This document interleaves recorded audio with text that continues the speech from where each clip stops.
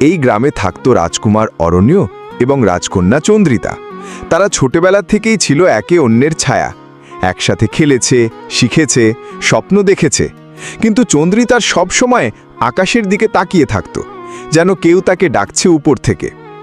এক রাতে পূর্ণিমার চাঁদের আলোয় স্নান করা নদীর ধারে তারা হাঁটছিল। হঠাৎই একটা জাদুকরী নাও ভেসে এলো সামনে। তার পেছনে বিশাল দুটি সাদা পাখির ডানা। নাওটা যেন বলল, এসো, তোমাদের গন্তব্য চাঁদের দেশে। অরণ্য কিছুটা দ্বিধায় থাকলেও চন্দ্রিতা দৃঢ়ভাবে হাত ধরল তার। তারা উঠল সেই নাওয়াতে।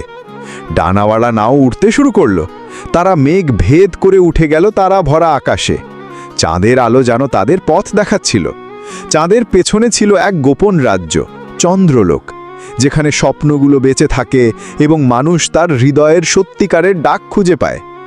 চন্দ্রলোকের রাজা ও রানী তাদের জন্য অপেক্ষা করছিলেন।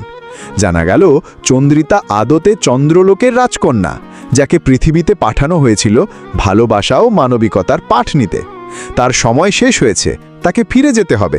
কিন্তু অরণ্যকেও সাথে নেয়ার অনুমতি মিলেছে, কারণ তার হৃদয় ছিল বিশুদ্ধ। তাদের জীবনে শুরু হলো এক নতুন অধ্যায়।